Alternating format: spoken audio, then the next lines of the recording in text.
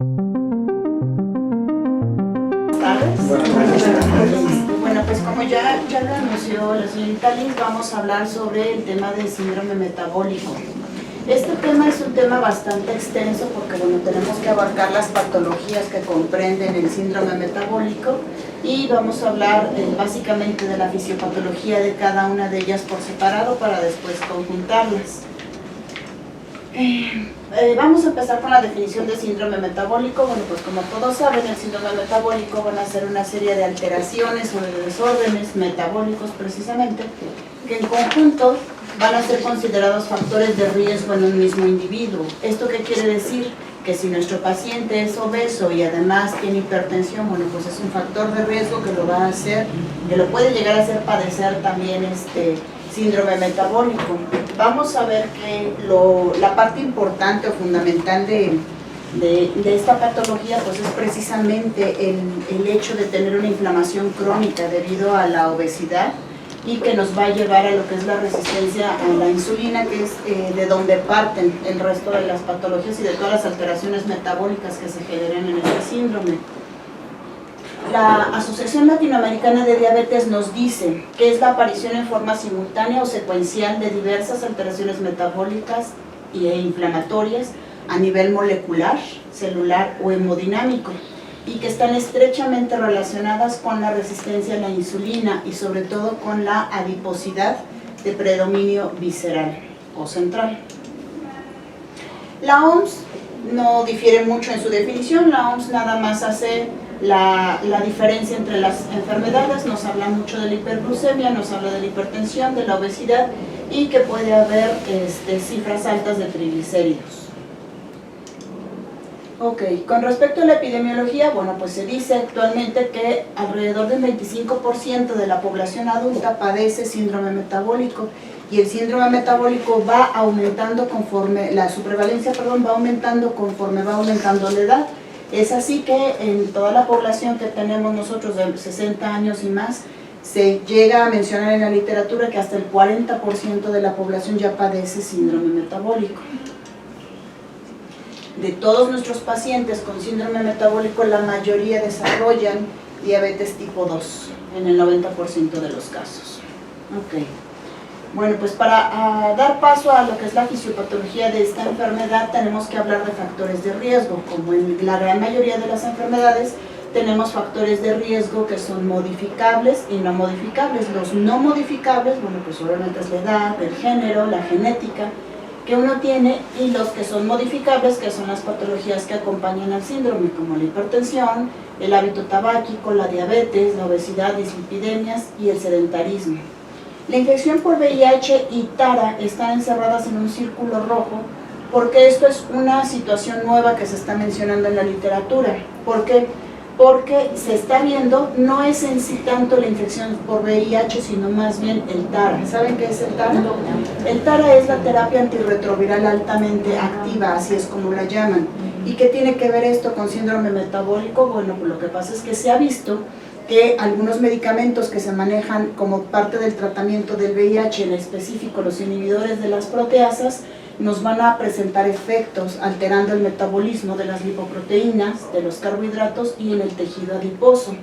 Es decir, les estamos causando químicamente una hipertrigliceridemia a nuestros pacientes que puede llegar a ser de moderada a severa. Y si, bueno, también añadimos a esto que ya cuando nuestros pacientes están teniendo una recuperación nutricional, pues obviamente si no les hablamos de hábitos alimenticios, pues van a agregar azúcares añadidos a su dieta y pues esto se nos va a exacerbar el problema de la hipertrigliceridemia. Estos pacientitos tienen una característica, que lo que es la grasa que se encuentra en la cara y en la parte inferior, o sea en sus piernas, se empieza a disminuir gracias a esta hipertrigliceridemia y se deposita en todo lo que es la zona central del paciente, en el cuello y en el tórax y en el abdomen.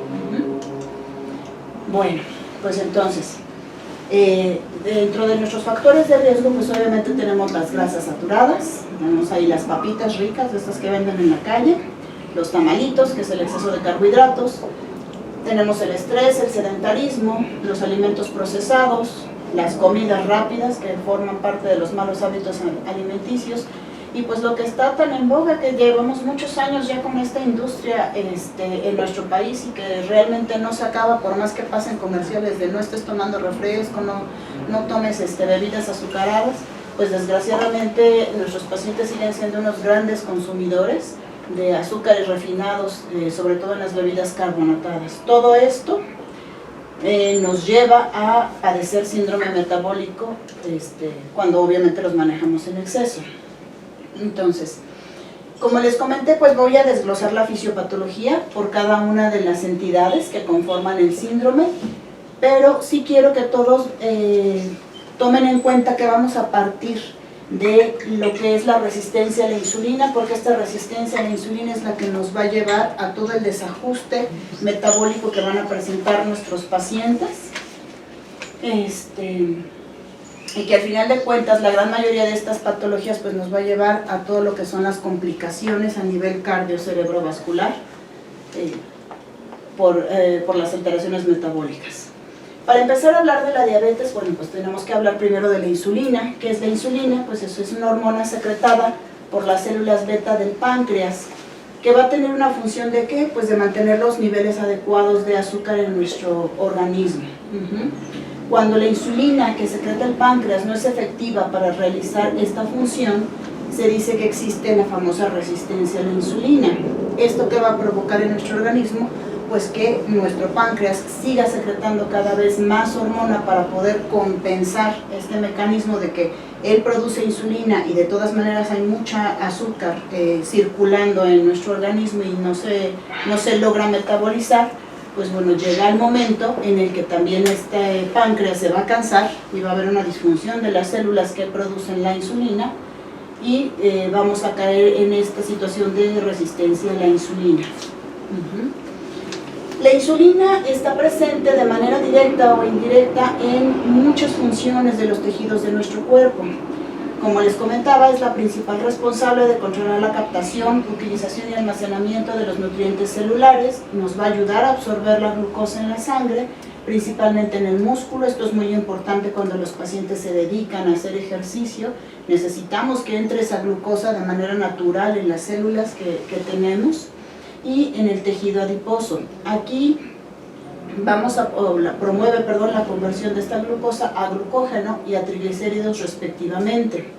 En el hígado ustedes saben que se lleva una parte de la producción de la glucosa de manera muy importante, cerca de un 90% de la gluconeogénesis, que es la formación de moléculas nuevas de glucosa, se lleva a cabo en el hígado y un 10% restante se lleva más o menos a nivel de la corteza renal. Dentro de la fisiología cardiovascular, ¿para qué nos sirve la insulina? Pues la insulina tiene un papel muy importante en lo que es la contractilidad del músculo cardíaco, del tono vascular y del metabolismo de los lípidos, la glucosa y las proteínas. Tiene la función de activar la enzima sintasa del óxido nítrico. ¿Para qué nos va a servir esto? Pues para producir óxido nítrico y mantener los niveles de resistencia en el endotelio vascular estables, ¿verdad? Para tener precisamente esa resistencia que necesitamos a nivel vascular y que no empecemos a tener problemas de inflamación precisamente a nivel de nuestros vasos. Entonces, la producción del óxido nítrico que es inducida por la insulina nos va a llevar a la relajación vascular. Ahora bien, a nivel de cerebro, la insulina tiene un papel neuromodulador muy importante y se han identificado receptores de insulina y de diversas vías de señalización asociadas a esta. ¿Para qué nos va a servir en el cerebro? Pues nos sirve en etapas de desarrollo para el desarrollo neuronal, la regulación del metabolismo de la glucosa, el peso corporal y las conductas de alimentación, pero también es muy importante porque participa en los procesos cognitivos de la atención, el aprendizaje y la memoria. Por eso es que las dietas que manejamos no pueden irse de un extremo al otro y estar totalmente carentes de azúcares, porque el principal órgano de nuestro organismo que necesita de estos azúcares pues es el cerebro. Entonces, no voy a ahondar mucho en lo que es la bioquímica, porque si no sería otro capítulo aparte. Es muy extenso realmente todas las rutas metabólicas que tiene nuestro organismo o que realiza nuestro organismo. Y nada más les voy a comentar pues lo que es la gluconeogénesis, que es algo muy sencillo, es la formación de glucosa a partir de metabolitos que no son carbohidratos. ¿Cuáles son los sustratos que nos sirven para formar esta glucosa? Pues se forma a partir de glicerol, lactato y de todos los aminoácidos, o casi todos. Solamente son dos los que no participan en la producción, en la gluconeogénesis, que son la lisina y la leucina. Como les comenté, básicamente se lleva a cabo en el hígado y en ocasiones en la corteza suprarrenal, específicamente en el citoplasma, a diferencia de la contraparte, que es la glucólisis, que se lleva a cabo ya en la mitocondria. Este es un hepatocito, en donde vamos a ver que a partir del sustrato del piruvato vamos a formar la glucosa. Obviamente entran muchas funciones ahí, vamos a tener una liberación de 6 moléculas de ATP, y en la célula muscular pues vamos a tener como producto final de la glicólisis, que es un proceso inverso a la gluconeogénesis, pues el lactato, ¿no? El famoso ácido láctico, que cuando se nos acumula de más y se cristaliza es lo que provoca los dolores a nivel muscular cuando tenemos un exceso de ejercicio, específicamente en una situación de anaerobia. Bueno, entonces vamos a empezar ahora sí con las patologías, y vamos a ver que casi todas nos llevan a esta situación de resistencia a la insulina y de hiperinsulinemia, y que de ahí vamos a derivar en las patologías que están ahí abajo en las flechas. Entonces, ¿qué es lo que pasa en nuestro organismo cuando tenemos resistencia a la insulina? Pues vamos a presentar una lesión en las células beta del páncreas, lo que nos va a llevar a la disfunción en la secreción de la insulina y por lo tanto una sobrecarga de glucosa. En ese nivel, cuando ya tenemos todavía sobrecarga de glucosa y que todavía estamos produciendo un poco de insulina, la literatura lo maneja como que esa es la real o la verdadera prediabetes, que clínicamente no da ningún síntoma. Sin embargo, el paciente ya está teniendo cambios metabólicos en la producción de la insulina, en los niveles de glucosa sanguínea, pero todavía no se encuentran en una cantidad tan alta como para poder detectarla a nivel de una química sanguínea, porque pueden ser pacientes que estén oscilando a lo mejor entre 110, 112, y pues de repente los vemos y decimos, bueno, no es mucho, a lo mejor si modificamos hábitos, etcétera, ¿no? Entonces, es en ese momento donde nosotros hablamos de lo que es la famosa prediabetes. Se dice que este es el primer intento fallido de nuestro organismo para poder controlar el exceso de glucosa que tenemos. Después de este primer intento viene ya lo que es el segundo intento de las células beta para secretar la insulina, pero sí se secreta la insulina, pero llega el momento en que se agota esta situación, porque no hay receptores adecuados que nos reciban esa insulina y que permitan el transporte o la entrada de la glucosa dentro de nuestras células, y por lo tanto va a haber una claudicación en la función de los islotes pancreáticos.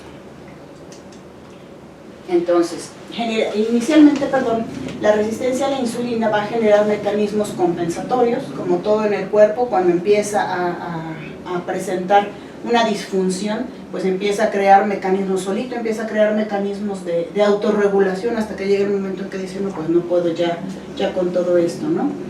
Esto se mantiene durante un cierto tiempo, y esta hipersecreción de la insulina mantiene la glicemia bajo control, es lo que yo les decía, que es el famoso prediabético. No obstante, cuando esta situación, bueno, pues se sigue perpetuando, se va a deteriorar progresivamente, y es el famoso fracaso pancreático, que es cuando nuestras células beta ya no son capaces de mantener la hipersecreción de la insulina y empiezan a deteriorarse. Este es un esquema muy sencillo nada más, en donde podemos ver que las hexosas moradas son las moléculas de glucosa, las medias lunitas verdes es la insulina, que todavía está captando de manera normal estas moléculas de glucosa, tiene la entrada con su receptor que parece una Y de color anaranjado para hacer que la glucosa penetre a la célula. Y acá ya cuando tenemos una resistencia insulínica vemos demasiada azúcar, también demasiada insulina, pero no hay una respuesta a nivel de los receptores, está bloqueada. esa recepción del mensaje y por lo tanto pues no va a entrar la glucosa a nuestra célula. Hay que tener en cuenta también que si bien los pacientes a lo mejor pueden estar controlando la cuestión, a lo mejor de comer muchos azúcares y todo esto, tenemos también otra fuente muy importante de azúcar para nuestro organismo, que es la fructuosa, y específicamente lo que es el jarabe de alta fructuosa, que viene en todos lados, en todo lo que son los alimentos procesados, enlatados, embolsados, en caja. Son alimentos que son muy ricos en alta fructuosa. Esta fructuosa se tarda un poquito más en degradarse en el organismo y lo que hace es que cuando entra en contacto ya con las enzimas para llevar a cabo su metabolismo, los productos finales de esta fructosa son los triglicéridos.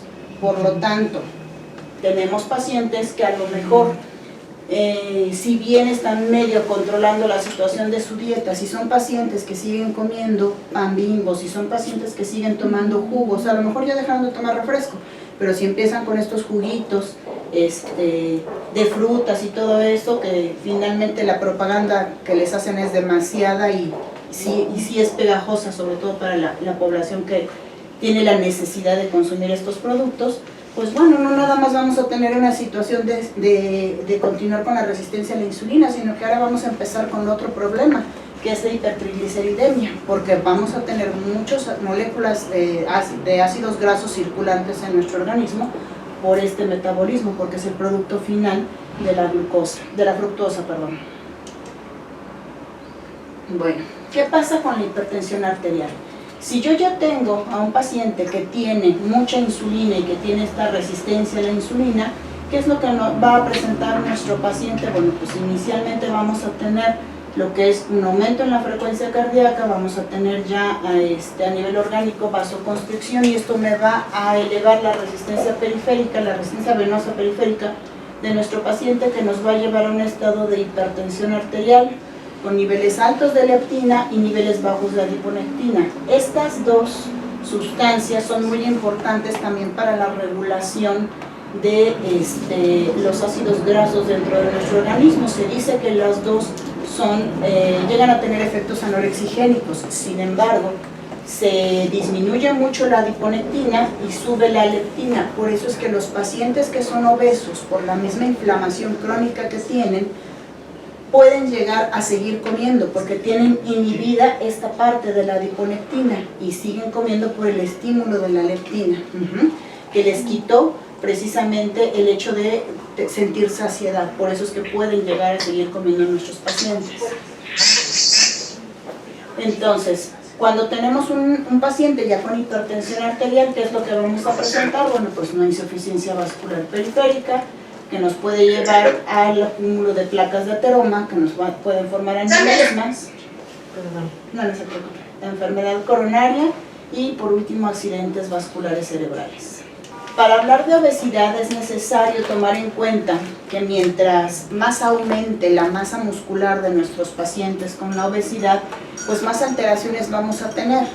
Yo creo que han oído hablar de que la obesidad es un estado de inflamación crónica del organismo. Por lo tanto, ¿qué pasa en una situación de inflamación? Pues se van a liberar todo lo que son las sustancias que nos van a permitir perpetuar este problema, porque primero van a querer atacarlo, van a entrar los macrófagos aquí, van a querer atacar esta parte, pero al no poder hacerlo, porque se va a perpetuar la inflamación, pues vamos a tener la presencia principalmente del factor de necrosis tumoral alfa y de las interleucinas 6 y la 8, que son las que nos van a agravar este problema. Entonces, conforme aumenta el tejido graso abdominal, se nos va a elevar la expresión de las adipocitoquinas. Es decir, si se me baja la adiponectina, ¿qué es lo que voy a tener? Una mayor resistencia a la insulina. Y al estarse estimulando la producción de leptina, voy a tener una estimulación del sistema nervioso simpático que me va a provocar más resistencia a la insulina, un aumento en la frecuencia cardíaca y que empiece nuestro paciente a tener retención de líquido y bueno, pues que también esta obesidad nos genere o nos conlleve a la presencia ya también de la hipertensión arterial. Bueno, por esto que les estoy diciendo, la expansión del tejido adiposo, es decir, el aumento en la masa muscular debido a la infiltración de los macrófagos, nos va a llevar a dos condiciones. Uno, lo que es la hiperplasia del adipocito, que es el aumento nada más en el número de los adipocitos por la adipogénesis que se hace, y la otra, la hipertrofia del tejido. ¿Qué es la hipertrofia del tejido? Que no nada más se hicieron numerosas las células, sino que además crecieron en volumen. Por eso es que la gente se expande o nos expandimos cuando subimos de peso, porque se hacen grandes nuestras células. Y esto se ve a través del aumento de la masa corporal por la mayor infiltración de macrófagos. Esto lo vamos a ver mejor aquí. Como ya les había dicho, pues la obesidad está catalogada como un estado de inflamación crónica, que me va a aumentar la presencia del número de los macrófagos que están infiltrados en ese tejido adiposo. Todos tenemos macrófagos en el tejido adiposo de nuestro organismo, pero se dice que hay una diferencia demasiado grande entre una persona delgada y una persona obesa. La persona delgada puede llegar a tener de un 5 y cuando mucho hasta un 10% de macrófagos en su tejido adiposo, pero vean la diferencia con la gente obesa, hasta el 60% tienen de la presencia de estos macrófagos. ¿Por qué? Porque empiezan a secretar esta proteína, la proteína quimioatrayente de los macrófagos, que me despierta las demás, los demás las demás citocinas, las demás citocinas, que me van a seguir perpetuando este estado de inflamación, como lo es el factor de necrosis tumoral alfa y las isoleucinas 6 y la 8. Con esto vamos a dar paso a que la lectina siga creciendo en sus niveles séricos y que se siga perpetuando el estado de inflamación crónica. Si se dan cuenta en el esquema, pues es bastante evidente, ¿no? De tener unos adipocitos normales, chiquitos, en el número en el que tengan que estar, empiezan a hipertrofiarse con toda esta presencia de las bolitas chiquitas que son los macrófagos. Entonces, la adiponectina tenemos que es una hormona sintetizada por el tejido adiposo de manera natural y que participa también en el metabolismo de la glucosa y de los ácidos grasos. Nos va a aumentar la sensibilidad a la insulina. Por lo tanto, cuando tenemos una baja de la adiponectina, pues vamos a empezar a disminuir nuestra capacidad de captación de la insulina y por lo tanto se disminuye mucho su sensibilidad. Se dice que la adiponectina, los niveles circulantes de ella van a tener una relación inversamente proporcional al índice de masa corporal, y pues sí tiene lógica, porque mientras menos adiponectina tenemos, obviamente va a ir aumentando nuestra inflamación crónica, aumenta nuestra obesidad y pues por lo tanto nuestro porcentaje de grasa corporal también. Bueno, la adiponectina tiene interacción con muchos órganos de manera natural. Las flechas rojas quiere decir que son la presencia de niveles séricos normales de adiponectina, y la azul pues es cuando está disminuida la adiponectina. Por lo tanto, por ejemplo, en el hígado, ¿qué pasa con la adiponectina? Bueno, pues si está en niveles normales vamos a tener una adecuada sensibilidad a la insulina, y cuando está disminuida pues vamos a tener alteraciones en la gluconeogénesis y en la lipogénesis, ¿verdad? En el hígado. A nivel del tejido adiposo, vamos a tener una sobrecarga o una sobreestimulación de glucosa y por lo tanto vamos a tener una inflamación de nuestro tejido. A nivel de corazón, pues la disminución de la adiponectina nos va a ocasionar un daño y una apoptosis a nivel celular. Lo mismo en las células beta, vamos a tener apoptosis porque va a disminuir, se van a hipertrofiar nuestras células beta del páncreas y ya no van a poder producir la insulina de manera adecuada. Es importante también tomar en cuenta que últimamente se ha estado asociando mucho la obesidad o la inflamación crónica del organismo con la presencia de los cánceres. ¿Por qué? Porque aumenta, como va todo esto a la par, va aumentando la inflamación también en la íntima de nuestros vasos y por lo tanto se empieza a crear, al estar tapadas esas venas, se empieza a crear la angiogénesis, que no es normal y que es una de las características principales del cáncer. Entonces, nuevamente tenemos aquí el esquema de la hipertrofia y de la hiperplasia de los adipocitos.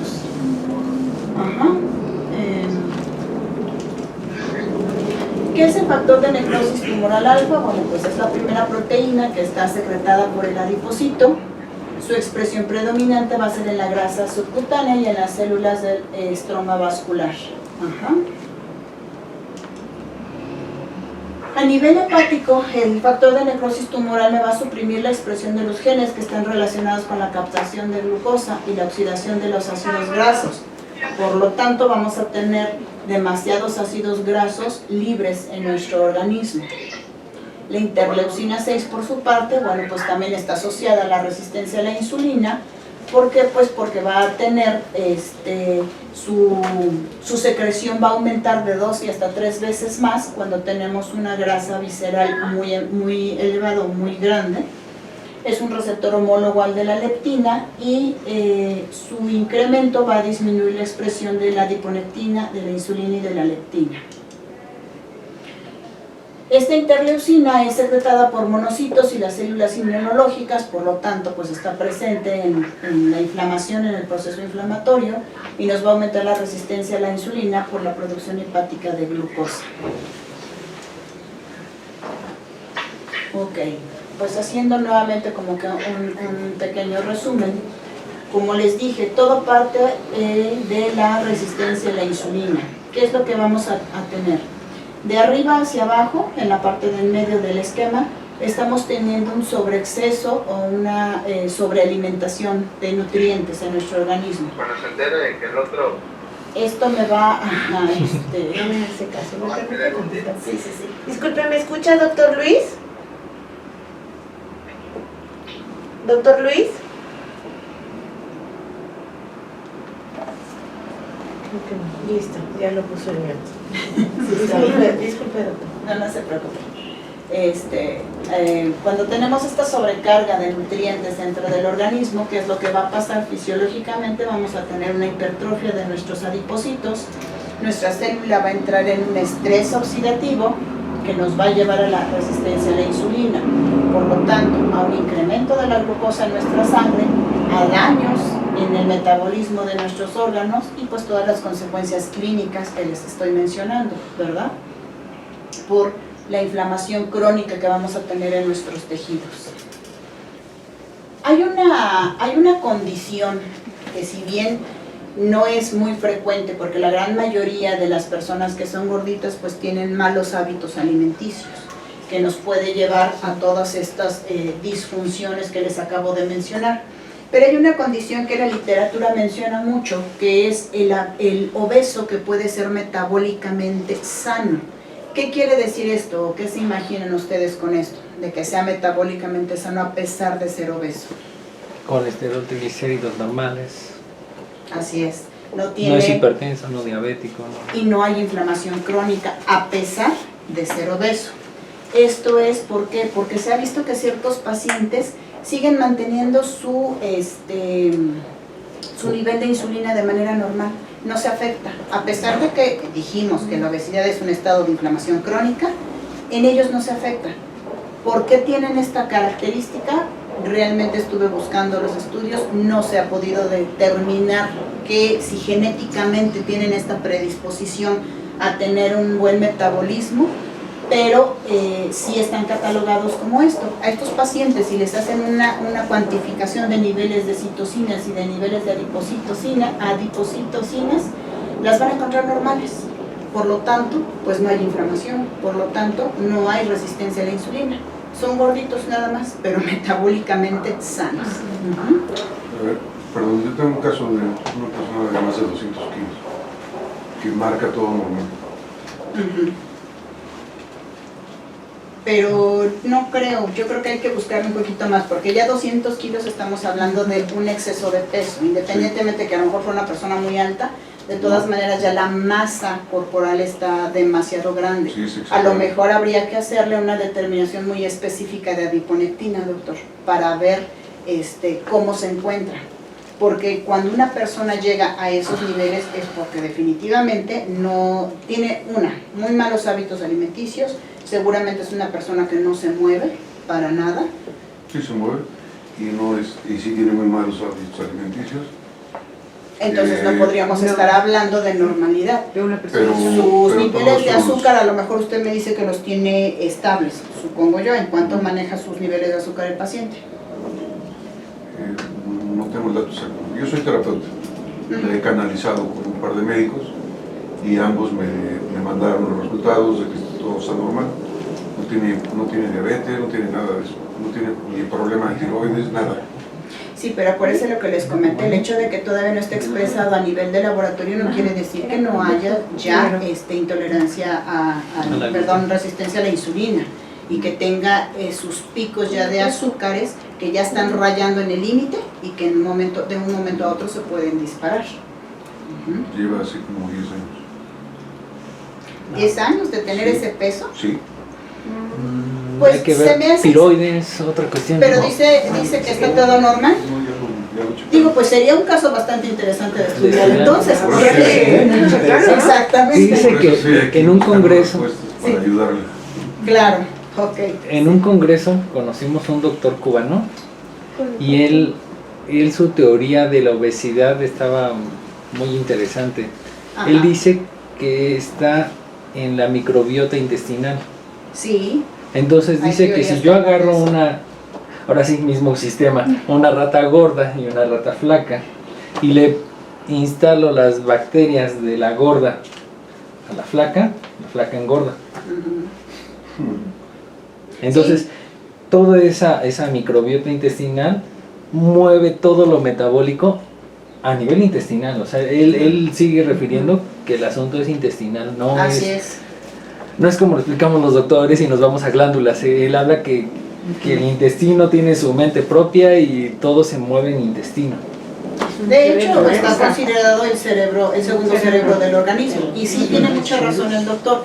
En la literatura yo también encontré esta parte, que sobre todo en Latinoamérica se trabaja mucho a través de la microbiota intestinal. Entonces, si nosotros tenemos una microbiota alterada, vamos a tener, ellos dicen que la teoría es que empieza a secretarse demasiados ácidos grasos y que si nosotros volvemos a la normalidad de esta microbiota intestinal, podemos hacer que el paciente inclusive baje de peso.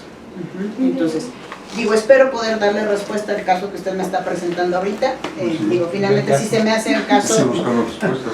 se me hace raro que tenga tanto tiempo. Sí, es un caso bastante interesante, pero algo está haciendo mal el paciente y algo también están haciendo mal los médicos, porque exactamente no están buscando adecuadamente, doctor. Yo no puedo tener un paciente con 200 kilos de peso, que sí, a lo mejor ya lleva 10 años así, pero eso no es normal.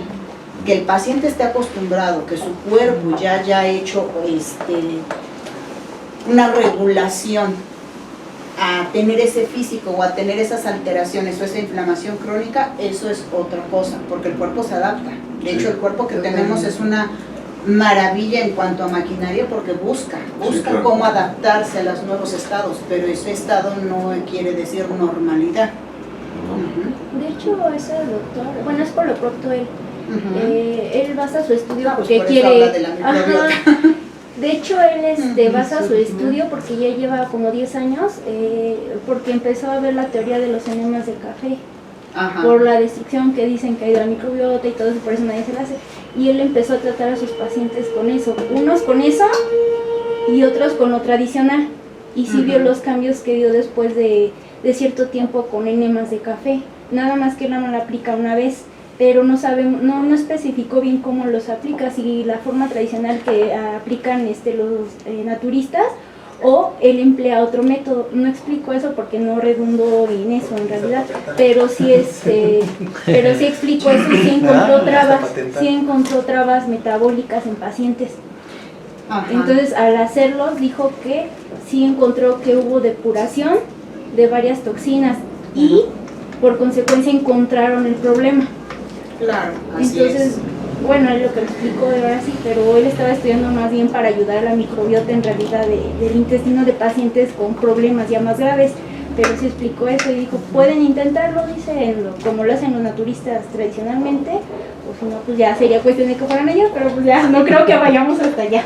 Claro, fue un hallazgo interesante el que tuvo el doctor. Sí hace falta empaparnos un poquito más, pero sí hay literatura. Si ustedes se ponen a buscar artículos, sí hay artículos que están mencionando esta parte de que hay que trabajar en la microbiota intestinal. Y finalmente pues no es tan descabellado. Al final de cuentas sabemos que todas las sustancias se absorben ahí y que de ahí parten también para la distribución a nivel sanguíneo de todo el cuerpo, todo lo que son los nutrientes, las vitaminas y toda esta parte, ¿no? Entonces no está de más, porque además también en nuestra población, pues díganme quién no tiene síndrome de intestino irritable. La gran mayoría tenemos este problema, ¿no? Con Entonces, esta ciudad tan pacífica. claro, con la alimentación, contaminada. exactamente, con los buenos hábitos alimenticios que la gran mayoría Y las tiene, que prisas, comen las bien a sus distancias. horas, Los etcétera, abrazos, etcétera. no balazos. Entonces, es algo interesante, digo, yo sé que a lo mejor a los pacientes no les gusta esta parte de las, de los enemas, ¿no? No creo que a nadie nos guste esta situación, pero sí tienen ellos una teoría bastante interesante.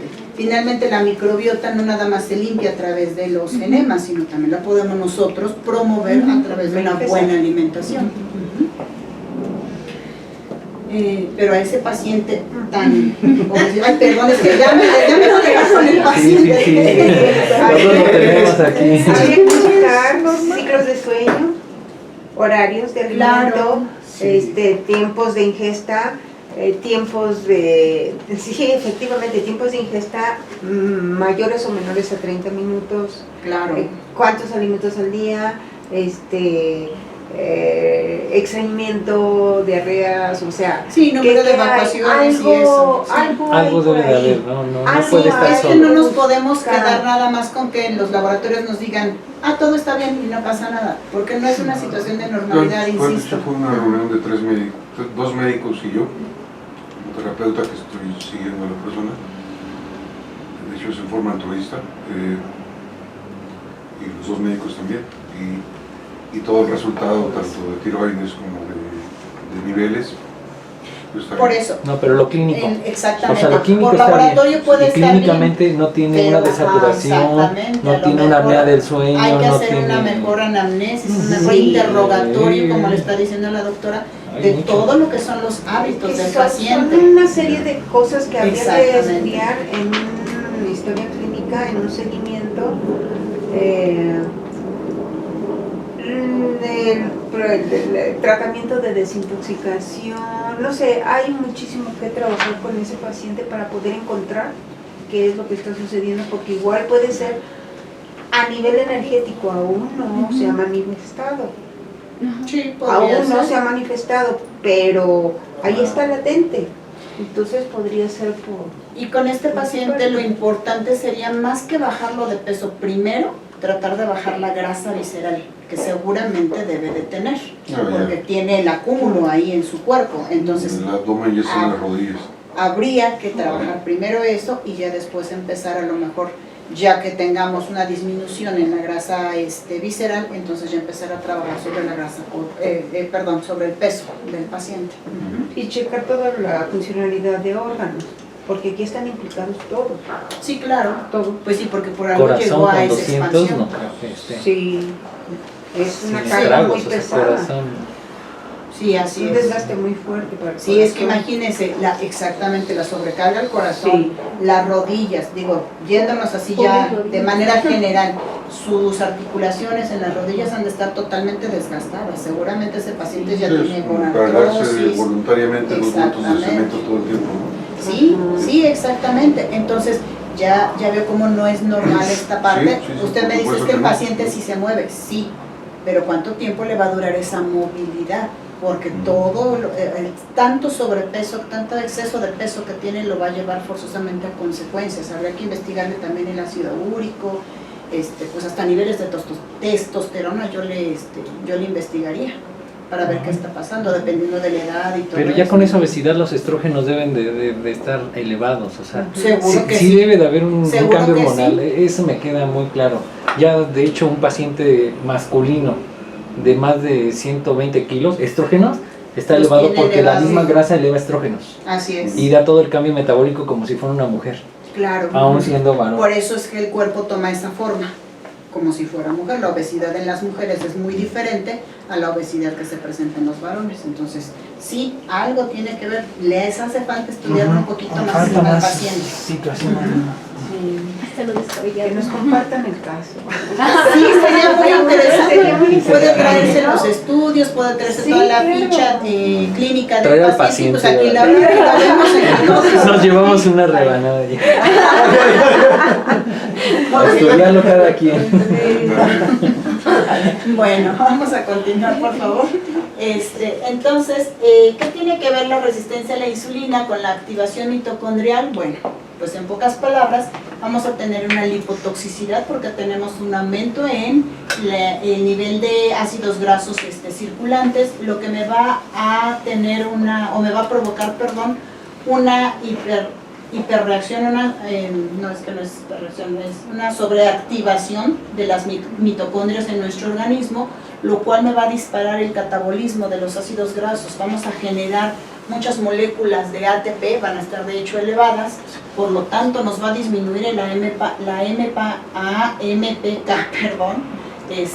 se va a disminuir, lo cual me va a disminuir la captación de la glucosa, sobre todo la que es la insulina dependiente, y me va a disminuir la sensibilidad hacia la respuesta a la insulina. Pasando a las dislipidemias, bueno, pues ¿qué pasa con las dislipidemias? Vamos a tener una disminución de los niveles de la insulina, vamos a tener insulinoresistencia, que me va a permitir disminuir la captación de los ácidos grasos, es decir, no los voy a metabolizar, sino que los voy a tener en exceso circulando en nuestro organismo. Me va a aumentar la producción de la apoproteína B y por lo tanto voy a tener una disminución en el catabolismo de estos triglicéridos, con una consecuente caída del HDL plasmático.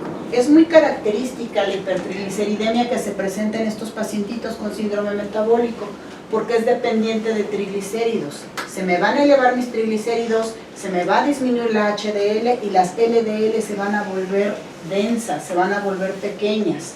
A nivel hepático vamos a tener una sobreproducción de VLDL y vamos a tener un aumento entonces en todos nuestros triglicéridos, porque cuando el páncreas ya no puede con tanta azúcar, ¿qué es lo que hace? Le habla al hígado y le dice, oye, necesito que me ayudes, ya no puedo con tanta azúcar que tengo aquí circulando, ahí te va todo el azúcar. ¿Qué hace el hígado? La va a empezar a metabolizar en un inicio. Cuando ya tampoco puede con esta azúcar, con esta cantidad de azúcar, ¿qué es lo que hace? ¿Qué hace el hígado cuando ya no puede metabolizar el azúcar? ¿En qué la convierte? En grasas. Entonces es por eso que empezamos a tener pues ya los problemas añadidos del hígado graso, de la grasa visceral, etcétera, etcétera. Ajá. Y por lo tanto pues más ácidos grasos circulantes dentro de nuestro organismo. Entonces, como les decía, la mayor liberación de ácidos grasos desde el tejido adiposo visceral va a determinar el aumento en la síntesis hepática de las lipoproteínas de baja densidad, que son ricas en triglicéridos. Aquí tenemos a nuestro hígado, vamos a tener un aumento en la síntesis de VLDL, más ácidos grasos libres. En una situación de insulinoresistencia voy a terminar en una hipertrigliceridemia. No así, si yo tengo un estado de insulina normal, pues voy a tener niveles de triglicéridos circulantes normales, ¿no?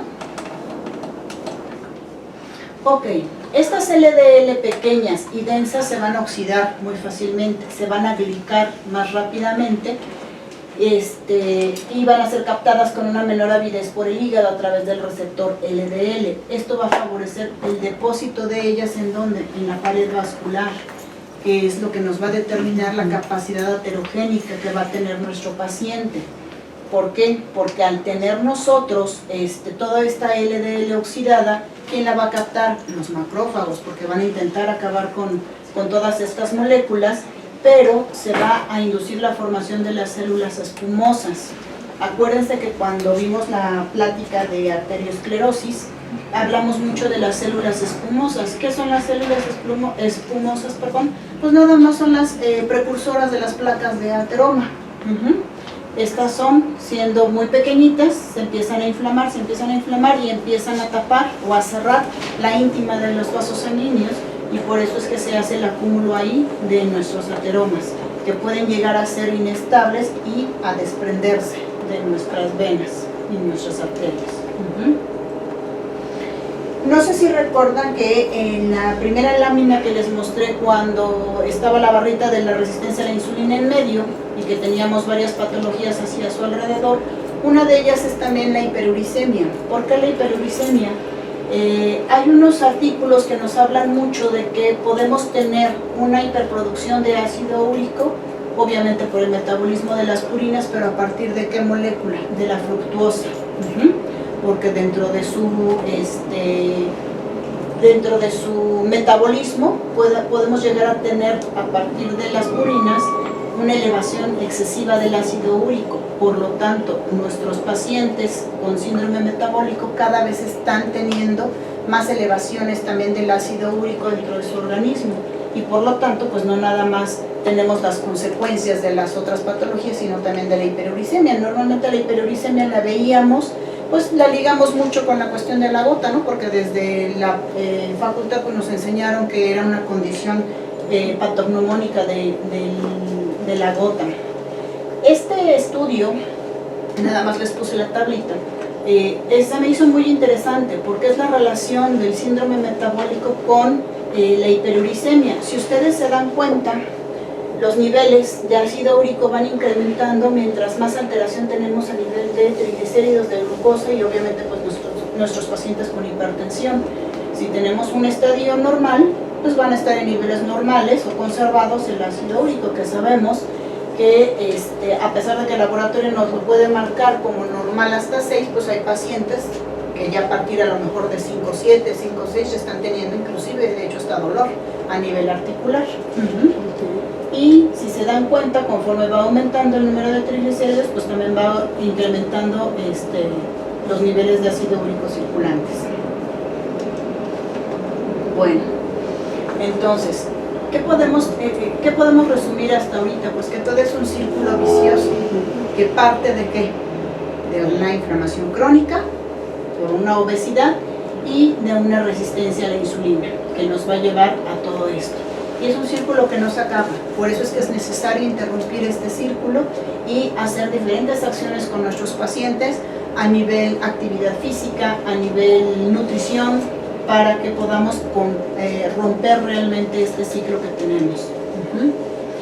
Y si se dan cuenta, pues todo lo oscuro, todas las consecuencias, pues están abajo, y la punta del iceberg nada más es la hiperglicemia, ¿verdad? A partir de ese punto de tener mucho azúcar en nuestro organismo fue que empezó todo lo demás y se derivó todo lo demás. Hasta aquí llegó la fisiopatología del síndrome metabólico. Vamos a empezar a hablar ya de lo que son los criterios diagnósticos. Digo, espero que haya sido entendible la fisiopatología del síndrome metabólico, que no la he hecho yo tan pesada porque realmente es un tema exageradamente extenso todo esto. Y bueno, pues para hablar de criterios diagnósticos, pues va a depender mucho también de quién haga la categorización de los criterios diagnósticos, porque bueno, pues tenemos la ALA, que es la Asociación Latinoamericana de Diabetes, y tenemos también otras tablas que son de la población europea. Pero básicamente lo que tenemos que tomar en cuenta es esto. ¿Qué es lo que vamos a medir nosotros? Definitivamente la circunferencia abdominal de nuestros pacientes. Se ha establecido que debe de ser no mayor de 102 centímetros en hombres, no mayor de 88 centímetros en mujeres. Los triglicéridos sabemos que no deben de pasar de 150 miligramos por decilitro. El colesterol HDL debería de ser mayor a 40 miligramos en hombres, mayor a 50 miligramos en mujeres. Esa es una parte que dentro del síndrome metabólico, acuérdense que se disminuye mucho la producción del HDL porque vamos a tener un aumento de todas las otras lipoproteínas, los otros triglicéridos. La elevación de la presión arterial en esta tabla, que está categorizada por esta asociación, dice que no debería de pasar de 130 a 85. Las normas técnicas de la Secretaría de Salud lo estabilizan en 140-90, que es lo que normalmente se aplica para nuestra población mexicana. Y también hay una pequeña variación en el azúcar, porque ellos dicen que no debe de ser mayor a 110 y la Secretaría de Salud dice que no debe de ser mayor a 100, y yo creo que estamos bien con esa cifra. O entre de 90 a 100, ¿no? De 90 a 100. Y bueno, pues para que nosotros hagamos un diagnóstico debemos de tener la presencia por lo menos de 3 de estos componentes, de 3 de los 5 componentes para poder hacer ya diagnóstico. La OMS nos habla prácticamente de lo mismo, nada más lo único que agrega es el índice de masa corporal y la microalbuminuria. El índice de masa corporal ya sabemos que mayor a 30, pues estamos hablando ya de una franca obesidad, y la microalbuminuria debería de ser mayor o igual a 20 miligramos.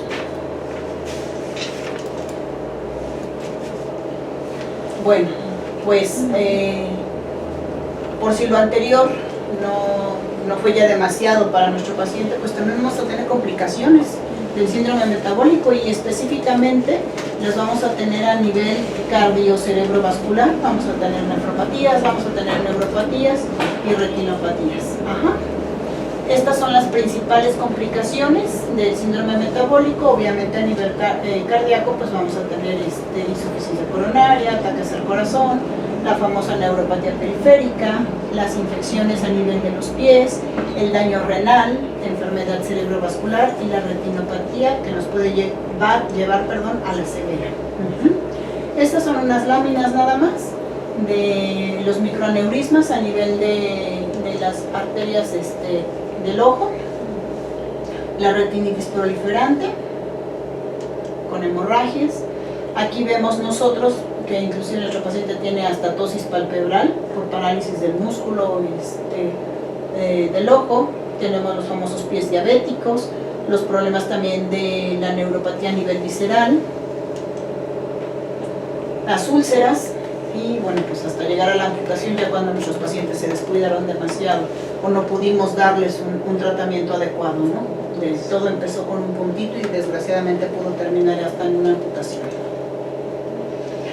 Hay otras patologías que también están muy relacionadas con el síndrome metabólico. Una de ellas es el ovario poliquístico. No les hablé de esto, pero bueno, el doctor nos hizo el favor de recordar precisamente esta parte, ¿no? De las hormonas que si se elevan, pues podemos tener este tipo de patologías. Y lo que les decía del cáncer, el cáncer también está muy ligado a la inflamación crónica que se presenta en el síndrome metabólico. Para hablar del tratamiento es muy importante hacer cambios en los hábitos alimenticios y en los hábitos en general que tiene nuestro paciente. Hemos hablado muchas veces de que hay 3 cosas que el paciente tiene que cambiar. Tiene que haber actividad física, tiene que dormir adecuadamente sus 8 horas y tiene que comer adecuadamente. Nosotros necesitamos meternos un poquito en esta cuestión de la alimentación para poder decirle al paciente cómo comer y qué comer para poder aconsejarlo.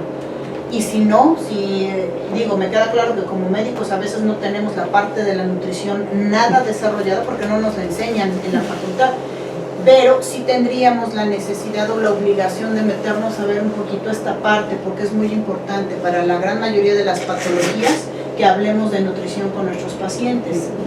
Y bueno, pues obviamente si es un paciente que fuma, si es un paciente que toma, pues hay que decirle que quite estos hábitos, que hay que mantener una disminución en su peso. Si es que tiene demasiado peso, hay que hacer mucho hincapié en lo que es la dieta para disminuir las grasas saturadas, para aumentar el consumo de verduras, de frutas, para disminuir todo lo demás.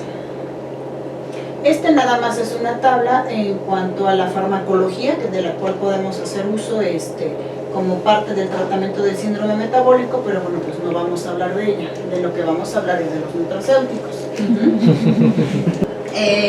La vez pasada, cuando dimos la introducción a lo que es el tema de los nutracéuticos, en la plática de enero, pues dimos su definición, que son los nutracéuticos, van a ser aquellas sustancias, normalmente son alimentos, o compuestos químicos que tienen un efecto terapéutico para nosotros los humanos y que la gran mayoría son de tipo natural. Los 3 nutracéuticos que manejamos o que les aconsejamos en esta patología, pues obviamente son los péptidos, el extracto de hongos y el aceite extra virgen de aguacate.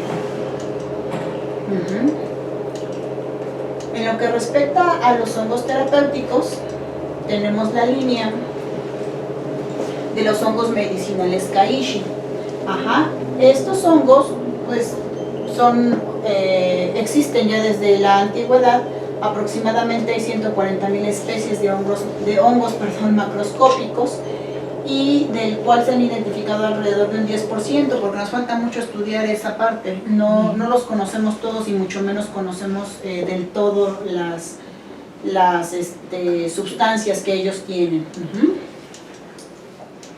Tenemos que los componentes principales de estos hongos pues es que contienen polisacáridos, tienen glicoproteínas, proteoglicanos, terpenoides y proteínas fúngicas inmunomoduladoras.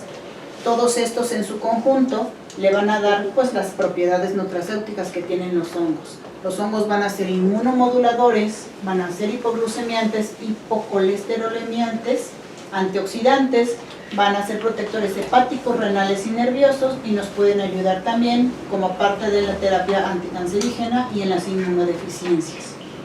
Los que específicamente les recomendamos aquí es el Kaishishen, que es una combinación del Cordyceps sinensis, del Inonotus obliquus, que es el chaga, y del Shiitake, que es la Lentinula edores.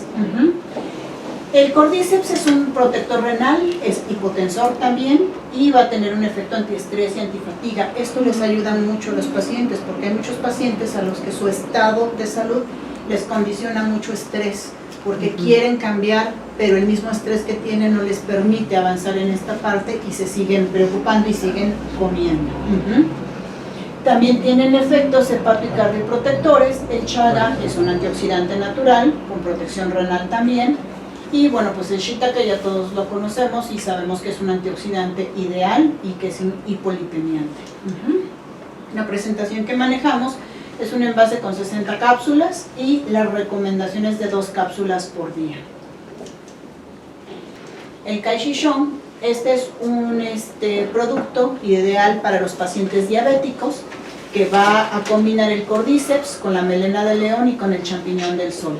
Este nos va a ayudar a regular los niveles de glucosa en nuestro paciente, nos va a ayudar también con los lípidos, es muy indicado en diabetes, y bueno, también va a promover el crecimiento y la regeneración nerviosa y la sinapsis neuronal. Por lo tanto, lo podemos utilizar también en la neuropatía diabética y en estados de estrés importante de nuestro paciente.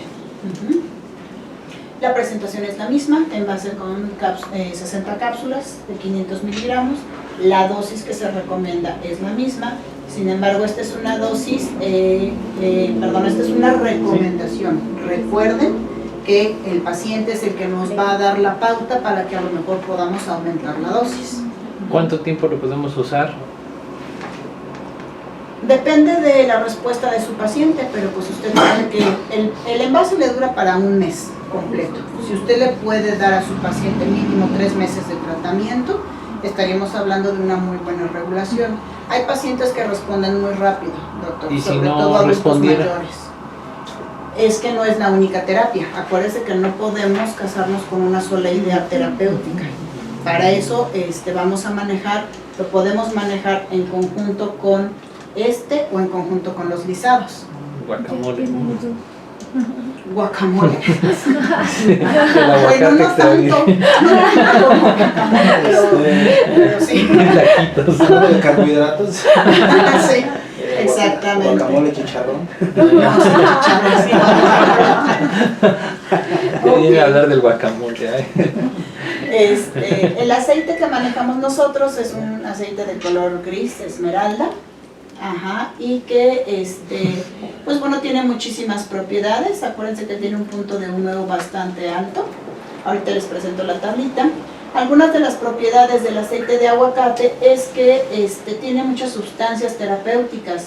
Entre las más activas está la lecitina, precisamente, específicamente el beta-citosterol, las grasas monoinsaturadas, vitamina A y mucha vitamina E.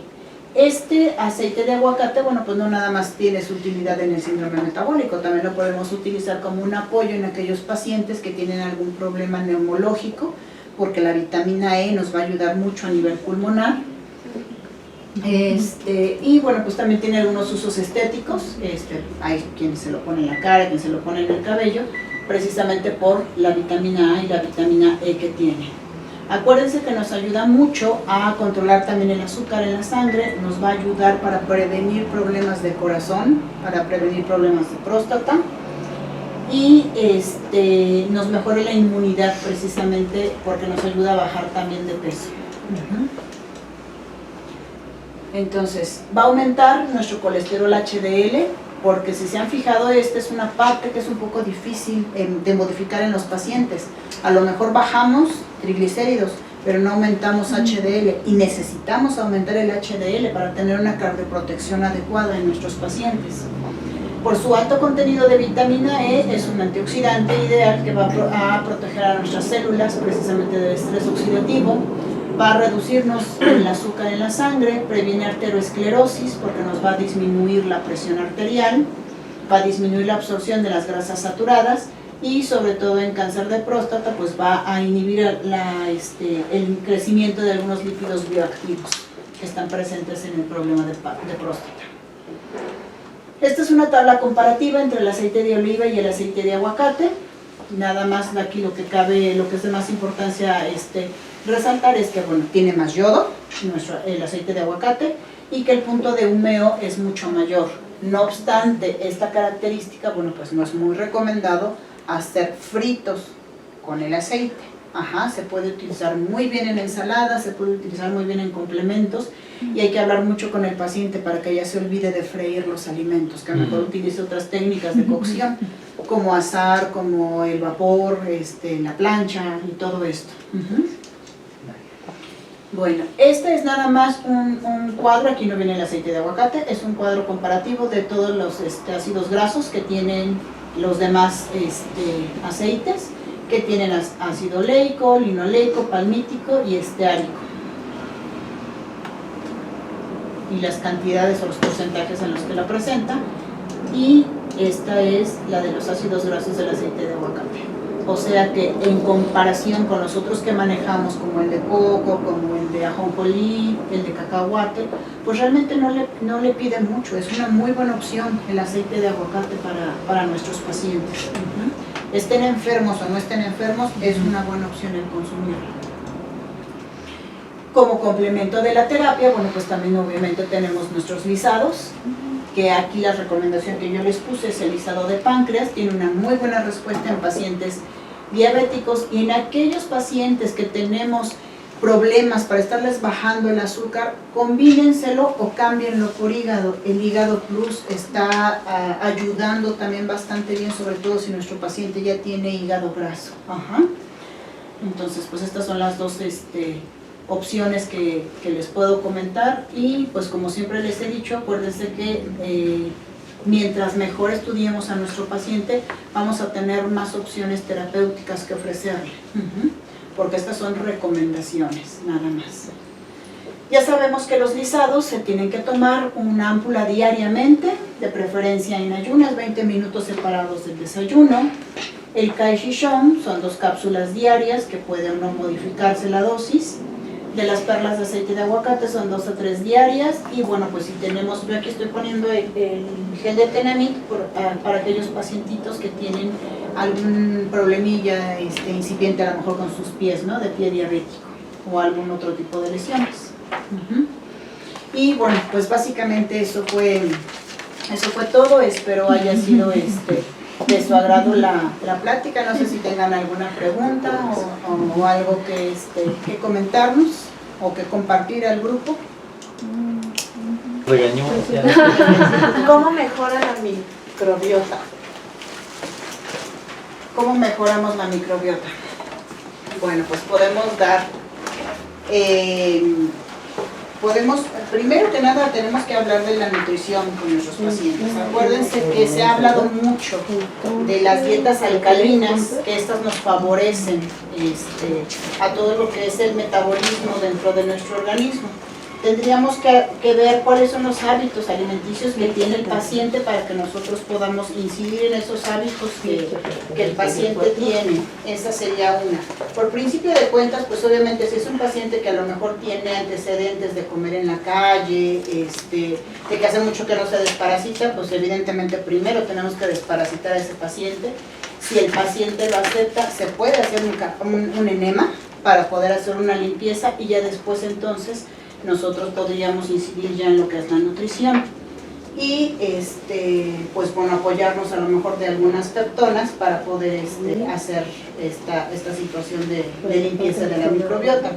Actualmente se utiliza mucho la hidroterapia precisamente para mantener la microbiota en un estado óptimo. Gracias, doctor.